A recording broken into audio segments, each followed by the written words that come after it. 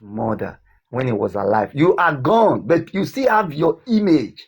You still have your body moving. You have passed it on the earth. When the puppies of the when the puppies of the I'm not. Fagui, Emenutanania. Doctor, no Biama, Mudiane mommy. If I'm Nutanania, Nia daughter, on a daughter where no Biama wood of figure. Right? Okay, Iyore estate. Yes. Estate, maybe your money, Iyore. Estate, I don't work, can be Iyore. Let them prove it. Let them prove it. I estate, Iyore, off see. And then estate, no David Connor. I be Iyore. It's a lie. It's a fat lie. Let it prove it. I go with proof. Let it prove it. If it proves it. Okay, can you tell me one particular job that the lady is doing, the Iyore so-called is doing? Oh, we're spending 1,080. Not 2,000. What's they're gonna be estate? Can you say 1,008? Can you spend can you say one particular job? Oh, I said I called somebody down here. If she is here, they are going to devote her. They are going to 1,008. When they be estate, 1,008. That was here business. When they be estate. Every rockba, every one estate, every rockba. Epa, Mr. P. Mudia, Nigwe, idiot boy, na guano, wa comment na this fool. Where ya marry, where do you do when I'm on with her? Where ya marry, number one.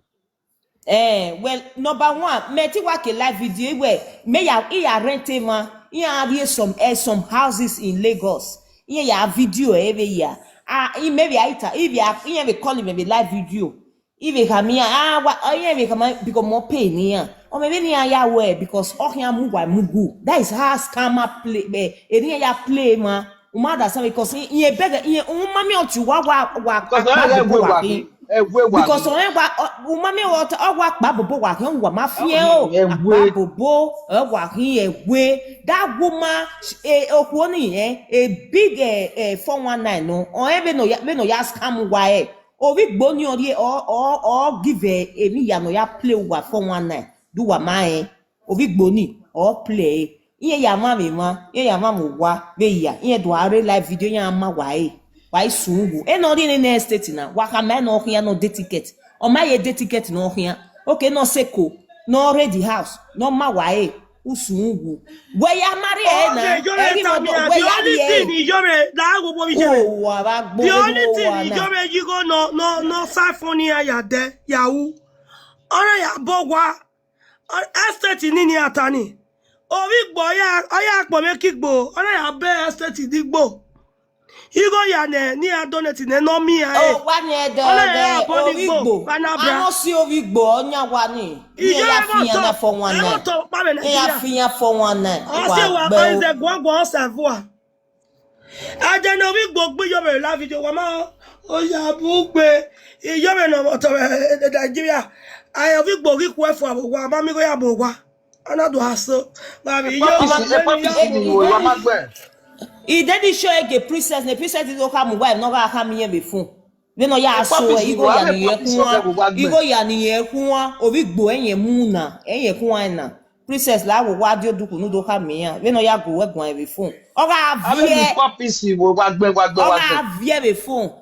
In the majority Yoruba estate. Bigere. Jẹ́ ni brother na la duku ban 1,008. Ori epo no wa was here loads in e o. We give me one in tori here or rather one on my feed. Rather one in social media feed. Ah, we on one make be. Aya. O mara ite je estate e bi run osigoja. Egbugbo agbo emetene. Oh, mute ne boy na criminal jina no ni agwalo kin be Nigeria no le la Libya. On do like Ali. Where jobless people. Oh, it Libya be onisan. Eyan ke agbe onisan do like Ali. Ogbonisan no one. Please you know what you do. Come on. Why you not see? We just want to have a conversation. Why you not see? Iyore No, now stay here TikTok. Money to die. What damn it? Why not stay in Iyore now here TikTok? Back by TikTok. Ruda, Igo ya don't come with YouTube, be with Facebook. No, ya fear ya. Honors done of Igbo. Ovigbo ikiki atina. So she's trying to recover Abigoniya. That is why she's on TikTok. Collecting coins. While gift him, gift him. Only end of Igo you wakaze ne Igo zebu. Igo yadu wakaya warrior ni Iyore. Ose ya no Igbo. Yeri bere ni Igo ni yagu yin se ya yekia. Ekigbo na mabwe. Nana. That is why she's on TikTok 24 hours. If you don't know, know that. No peace. When I go do if that's when I do tap for any money. When I go do because we my man and winner. We are not. You know what? Just come up. Yeah, just come up. Just come up so that we can have a conversation. Then make it to way. Yeah, you can have a conversation. Jobless puppies. We don't see I. Why don't mind just come up so we have a conversation. When we have a conversation, we are not going to like go crazy. When we have a conversation, we are going to talk man to man. We will mute, you will talk, then I will definitely respond, then I will mute you. So it's going to be a matured mindset. So don't be scared of anything. Just come up. When they send invitation, accept it, or you send an invite, so they can definitely bring you up. It's invited. No day. Yeah, name man, a group at all. Huh? A pop is in John. Don't go now. Not another man waiting my journal to get on estate. A battle wherefore. I'm not block you. Well. Thank you for a barrel, okay? Okay, he called for battle. Because when my on the estate, my estate in my journals, it's okay. Ni maybe ya talking men, maybe one more. My mother of a passport. I'm Italian, I'm an enemy passport. My name passport. An Italian passport. Abi? Uwe ma video da ewe Nigeria me be jone.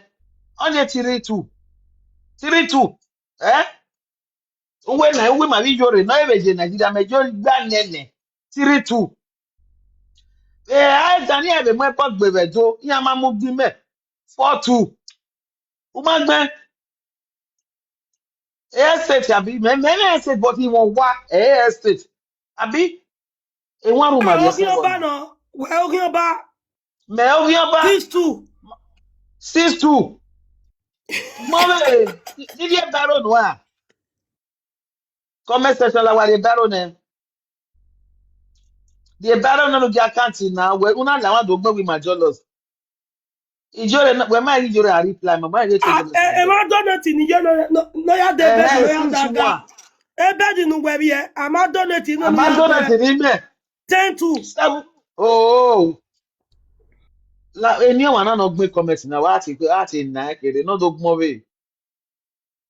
Mommy, igu kwa ya do wa vitali. Amaja nuwa. Mama. Mommy, point of connection, Iyore passport. Iyore passport. The passport, je Lord George America je yani. Oh, man say, wow. Amikita. Umana di go landisi menu VOA. Na landisi nu VOA. Joy no ekita. Ori Iyore no lalohe. We mana igo landisi men na nu de. Umana di go nire imi atiwe awebo. Umana fiagu nu eti mama. We mi arudu gbe ade Nigeria ya uwe mi.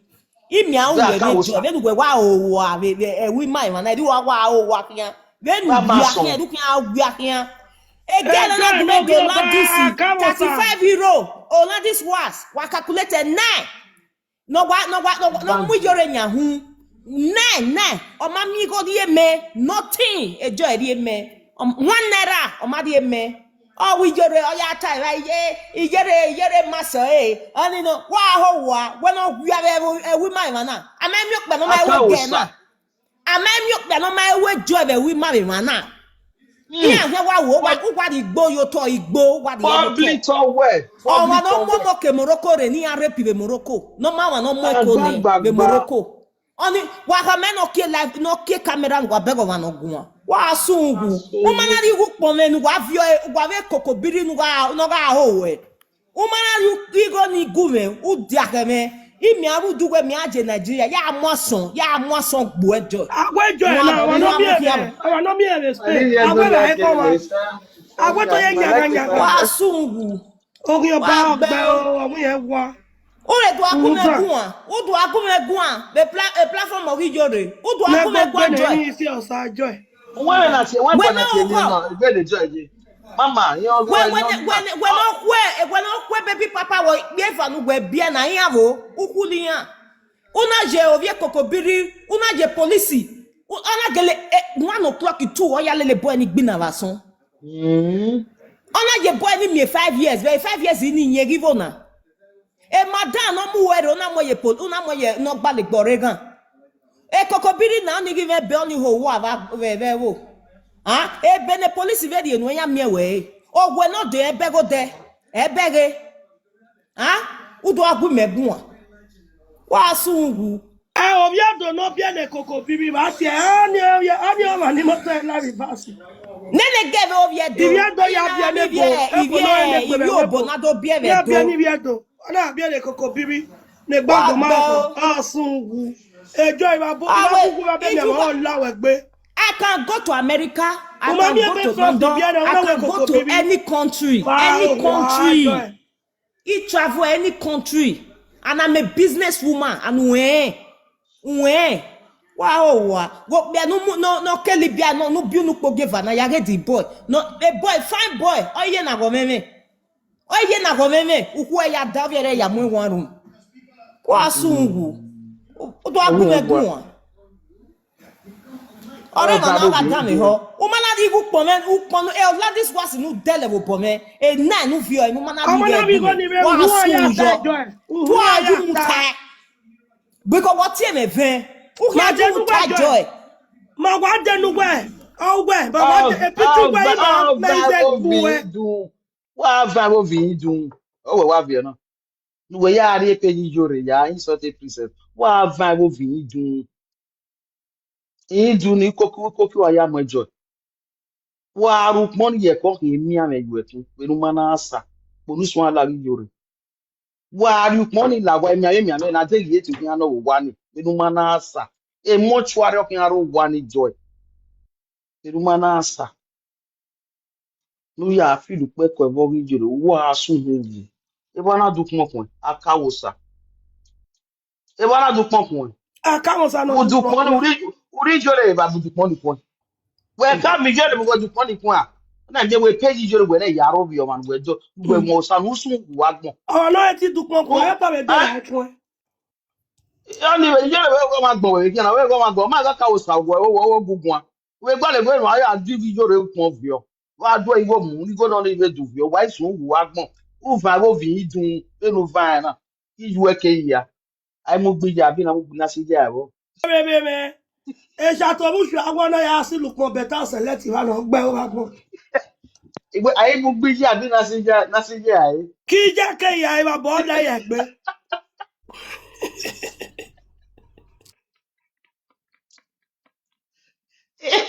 Entele la vela. Ejileti abai mu yare o. Ejileti wa sungu. Abai ejileti itaba ejibijila male saga. Malake ejileti. Eri egbe la bia. Ima gogo ma ne saga. Kono ye Ejileti. kokobiri ya nwina. Ejulẹ́tì yẹn Ye mẹ́rin mọ́ kokobiri mi. nwina. Ejulẹ́tì ọmọ kẹ́ni ọ̀sẹ̀ bá iyú ẹ̀mẹ̀ kí àgbẹ̀ iyú ẹ̀mẹ̀ fà. Ọ̀bù ẹ̀ náà di òwe ló pín ẹ̀ṣẹ̀ kú ẹ̀. You don't know me. Ma so ni ọmọdé. A so ni ọmọdé. Iṣẹ́ ẹsẹ̀ gbíjẹ́ ejileti. Ọba Ijẹ́ mi kí ẹnẹ wa àgbẹ̀ ṣe gba. ijẹ́ wa ọmọ àkàkà. Ẹ̀rọ ìbí ẹ̀rọ ayà ìbí jẹ́ ya fẹ́fẹ́fẹ́ wẹ̀ mẹ́mí ẹ̀mí. Ko na wina e ko na Then wina. from Iya mi ati Komozo. ewezo. Then Iyore from Komozo saga mo be party say. Una ya abi go be mani nu gbe and the same cultural group e wa yaje. Iya we bi ya kan ati oku na ma ise saga isa. Gbijugbe. Era de la oni. Ya si ekia. Ya isi eke ya bi iwe. Mama, Mudia what ide. burn my beer? Mama, if you open my beer, no, not touching ya. When you will not take any other winner or wake up or my say wake up or what time are you going to not producing ya? My say, E my capo, say, mo ya me capo. hey, 20 but I don't do 20. My say, Bonnie, oh, cool, why you mean? What? What regret why I achieve my memory? Mama Ivie, mommy, koje. Iyo gwa Oh, go me yeah, je I'm ni je okay, ko Mama. je. Yeah, well. Wọ́n rí bá o.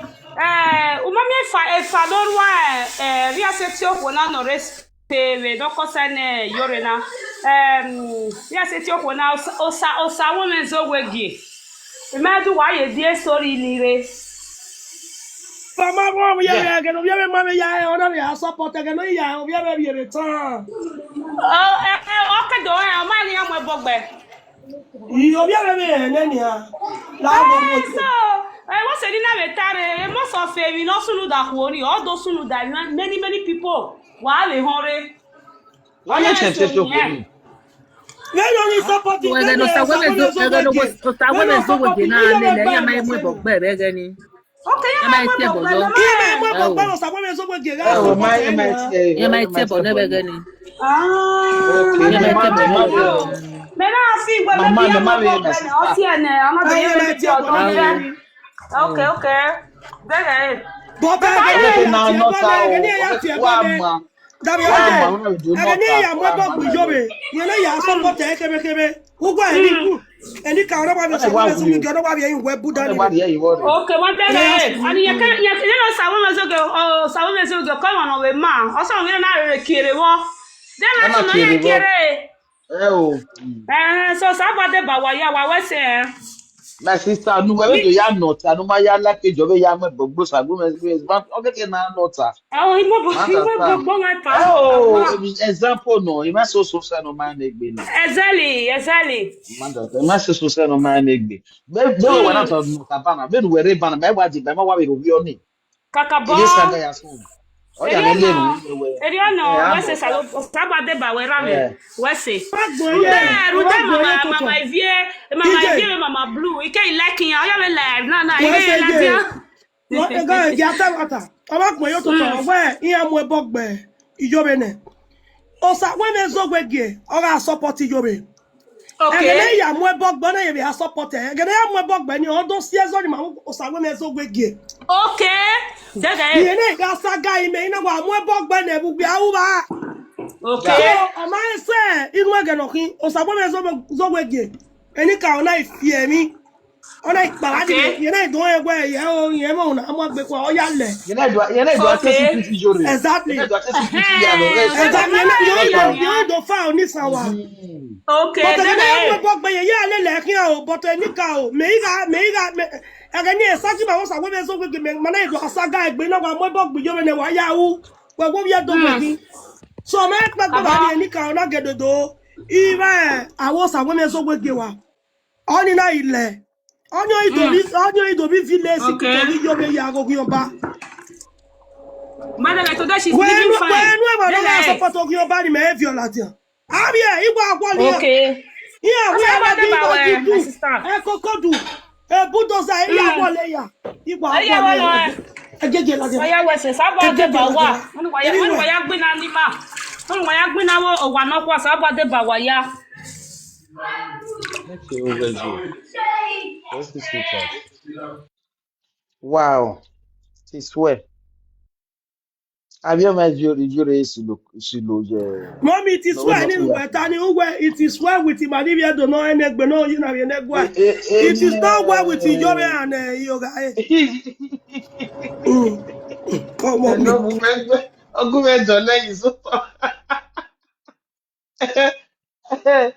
Ije agele ta Google le kale Facebook ala we no e kale ko. We na kale ri sha. Facebook no ke kali ye sa do ho na. Be we gbe go yi.